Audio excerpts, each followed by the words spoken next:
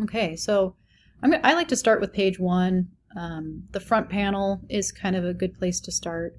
Another good place to go is just online and just look up trifold brochure and take a look at some of the designs in here. So a lot of what we end up seeing for successful brochure design is going to be kind of a continuous design element that kind of flows through all of the panels of the brochure. So this one has this line, you know, when it's open, this is the front, this is the back, that's that inside folded panel. But all of this has kind of a continuous line that goes through it, a chunk of color here, white space up here, and then they have extra graphics that kind of actually go over the fold line a little bit here even.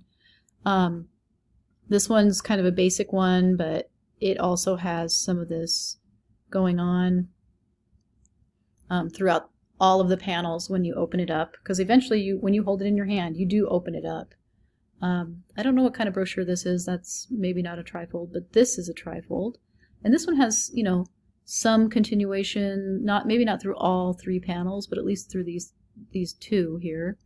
And then it has this one, and it actually does cut into the third panel here. So it's just something to think about. It seems like a lot of brochure designs, if you want it to be kind of successful, it does help to have something that kind of ties the design together a little bit throughout the panels. So just something to think about. Here's one that's really well done, actually. And it just kind of creates a sense of unity to have kind of an overarching design on both the outside and the inside pages, and maybe even repeat elements of the same design. This is just kind of a simple line, but they are kind of repeating like this kind of simple line, just in different ways on both the outside and the inside of this particular brochure anyway. Same goes for this one. It looks like, you know, on the outside they did similar to the inside. So just kind of think about that with your brochure design. And I kind of did a similar thing with the one that I showed you earlier that we're going to be trying to emulate, basically. So I'll open it back up. If I go to page one, this is the panel that I'm basically going to be trying to recreate. The front page, I guess, or the outside of the brochure. So first page, this is the front panel, back panel, inside folded panel. Kind of hopped back into the document that we set up together. So let's do a file, save as. And a good place to put this is in your documents. I am going to put it in my Graphic Design 350 folder, brochure project. Actually, is that the right one? I think it's InDesign brochure project that I have here. But actually, maybe I'll just go into 350 and start a new folder. Actually, let's just make it Mary Brochure Project. I'm gonna label mine with a year, but you don't have to do that because I design a new one every year, it seems like. So come here and then let's name this Mary Brochure. Okay, make sure it's an InDesign document, and then make sure that you're in your correct folder. Push save. Okay, so we'll start on that front panel, basically. A good place to go is actually into Finder and just start gathering your images. Since I'm doing this for Havertrails, you know, I could go to their Facebook page, look up Havertrails. I'll close this. Havertrails. This is something that you could do. So I can pull their logo here, it looks like, you know, if I need to. It's a little clunky, but it could still work at a small size, potentially. So I can click and drag that onto my desktop, or I can do a control click or a right click and save image as, and I can actually put that in my documents.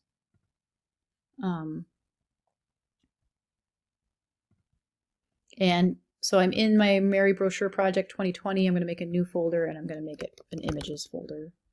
And I'm going to put all of my images in there. And this has a really bad URL. So I want to just make it maybe Havre Trails logo. I'm using camel case, no spaces, to name my file. So this would be a good thing to do. Pull a couple images, go into their photos section, see what they have. All Photos is a good place to look. So they've been working on a golf course out in the mountains, which is really cool. So, I mean, this would be a neat thing to, so control click on that, Falf basket. Name it so that when you go into your files, you can kind of quickly tell what it is. And then just kind of go through their images and see what you can find. Try to find some good ones. Some of them on Facebook, obviously, you can't use them very large. You might have to find, higher resolution images. For Beaver Creek Park, you can go to their website, actually, it's kind of already loading for me here because I've been there before. Oops. I'll just search for it. It'll come up.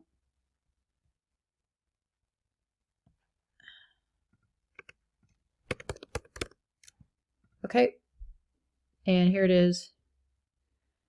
Potentially, they might have something that you can pull from the site. I mean, it might not work, but this image is actually from the bear paws, it looks like.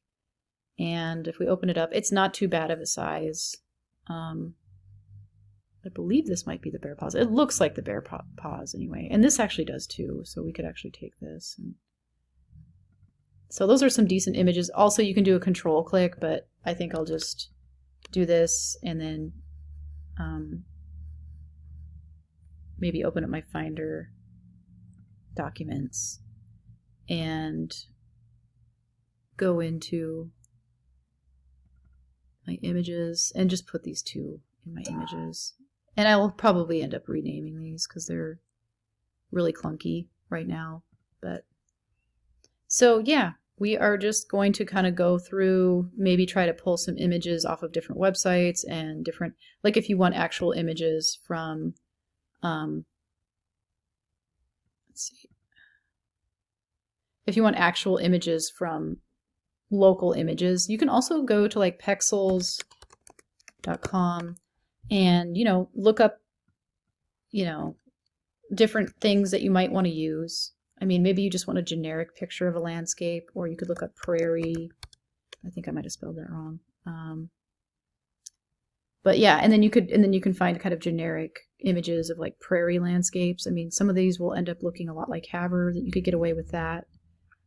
So I'll kind of leave it up to you. I'm going to actually go ahead and gather some images that I'm going to be using on my brochure and put them in my images folder, and I suggest you do the same.